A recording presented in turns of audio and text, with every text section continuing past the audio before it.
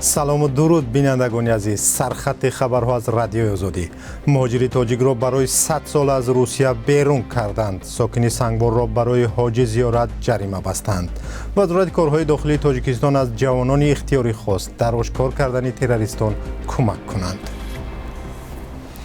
قرار است فردا 5 اپریل الهام علیف رئیس جمهوری آذربایجان با سفری رسمی وارد دوشنبه شود. وزارت کارهای خارجی با نشر یک بیانیه رسمی گفت که در جریان سفر الهام علیف با امامعلی رحمان رئیس جمهوری تاجیکستان مسائل همکاری‌های دو جانبه را بررسی می‌کنند و انتظار می‌رود چند سند همکاری به امضا برسد. دو کشور با وجود همکاری‌های سیاسی تجارت زیاد ندارند و سال گذشته مبادلات مال بین تاجیکستان و آذربایجان تقریباً 5 میلیون دلار را تشکیل داده است. یک جوان مهاجری تاجیک را از روسیه برای 100 سال اخراج کردند. نسخه قرار اخراج علی جان رحمانوف شهروند تاجیکستان از روسیه را کریم جان یاروف حامی حقوق مهاجران تاجیک نشر کرده است. بر اساس این قرار مهاجری تاجیک از 3 اپریل سال 2023 تا سال 2123 یعنی 100 سال بعد حق ورود به روسیه را ندارد. این جوان تاجیک که حالا 26 ساله است اگر عمرش باقی باشد در سن 126 سالگی حق ورود به روسیه را پیدا خواهد کرد.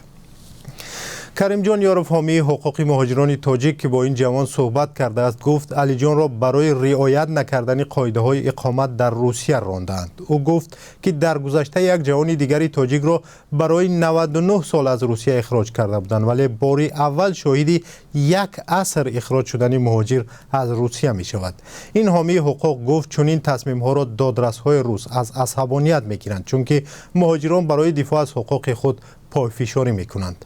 معمولا مهاجران را مقامات روس از 5 تا 25 سال خارج میکنند ولی اخراج برای 100 سال کم سابقه است. دادگاه ناحیه سنگوار طویلدره پیشین یک ساکن 61 ساله این ناحیه را برای برگزاری مراسم حاج زیارت بیشتر از 6000 سومانی جریمه بسته است.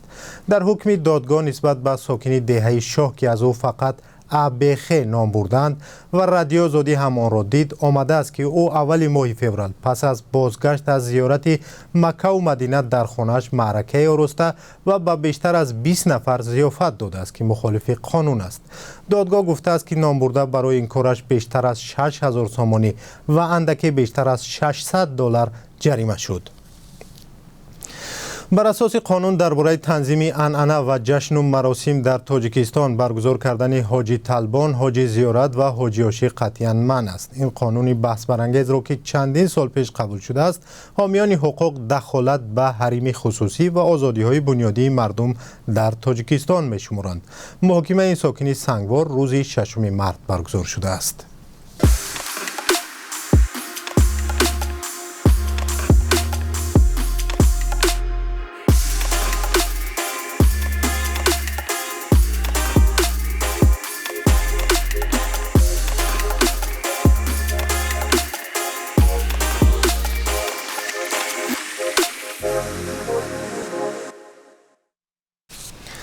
نظامیان اوکراین میگویند نیروهای روسیه شب گذشته با استفاده از پهپاد و یا هواپیماهای بی‌سرنشین ایرانی به انشاءات غیر نظامی در ولایت ادیسا ضربه زده و آنها را ویران کردند. این زمان جنگ در شهر بخمود در ولایت دونتسک ادامه دارد هرچند روسیه میگوید که آن را به تمام اشغال کرده است. نیروهای هوایی اوکراین گفتند که روسیه روز 4 اپریل با 17 پهپاد شهید به ادیسا حمله کرد ولی سیستم دفاعی هوایی 14 تا آن را از بین برده است. کسی در این حمله ها آسیب ندیدند ولی بعضی از این انشاءات آتش گرفتند. در شرق اوکراین نیروهای روسیه حمله ها را در شهر بخمود که ماه‌های گذشته صحنه نبردهای شدید بود ادامه میدهند. اوکراین گفت که تنها در یک روز گذشته 69 حمله نیروهای روسیه را برگردانیدند. وزارت کارهای داخلی تاجیکستان از اختیاریانی که با وزارت همکاری میکنند خواسته است تا به کارمندان میلیسا برای مبارزه با گروه‌های تروریستی و افراطگرایی کمک کنند. این نهاد گفته است با کمک جوانان اختیاری در سال گذشته بیش از 120 جنایت و زیاده از 9000 حقوق ویرانکنی مأموری آشکار کرده است. در نشریه رسمی وزارت که خبر را نشر کرده است آمده است که به 1000 اختیاری در مراسم در دوشنبه سپاسنامه دادند. بیشتر این جوانان که خود را اختیاریان ملیسه مینامند در شبکه‌های اجتماعی فعالند و ضد مخالفان و منتقدان دولت شعر مینویسند و مقامداران را ستایش میکنند. سالانه در تاجیکستان صدها نفر با گمان افراطگرایی زندانی میشوند، ولی در اکثر موارد نزدیکان و خود آنها این را بافته میدانند.